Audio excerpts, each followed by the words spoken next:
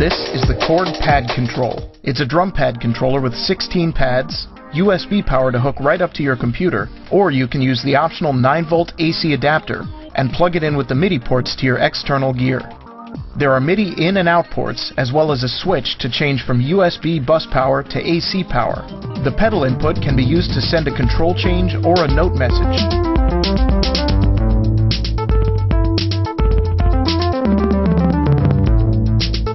There's also an XY pad, which gives you very dynamic, expressive control over the sounds you're triggering.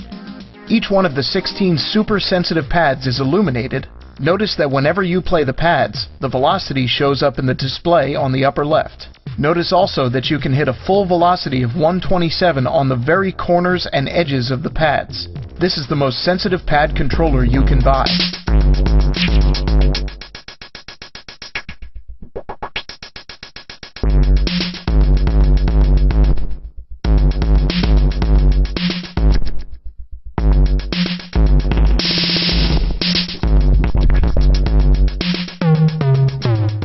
There are two assignable knobs at the top of the pad control. You can set them to affect any number of the pads, and you can have them send any control change message you want. The XY pad allows you to add roll and flam effects, and the hold button lets you remove your finger from the pad while still maintaining its position. The pad is also a freely assignable XY controller, similar to our popular Chaos pads.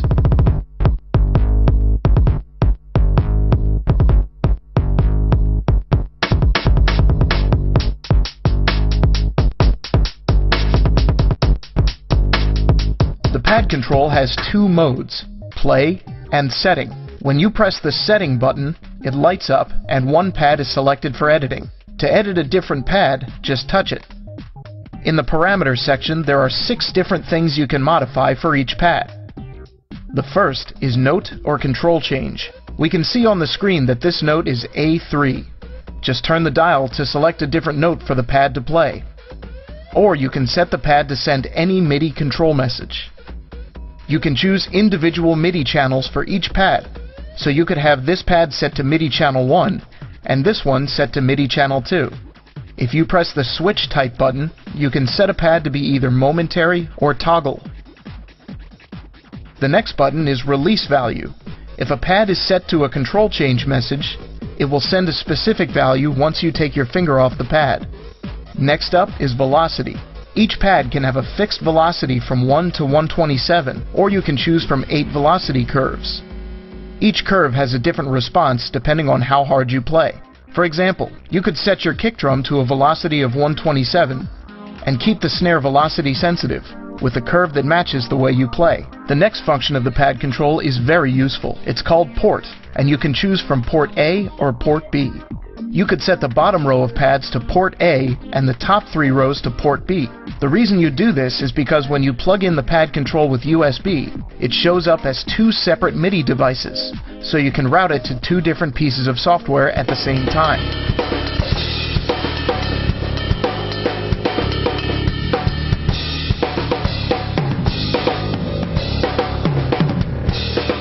Using setting mode, you can also make changes to both axes of the XY pad, the pedal, and the 2 assignable knobs. Once you're done changing settings, you can save it as a scene.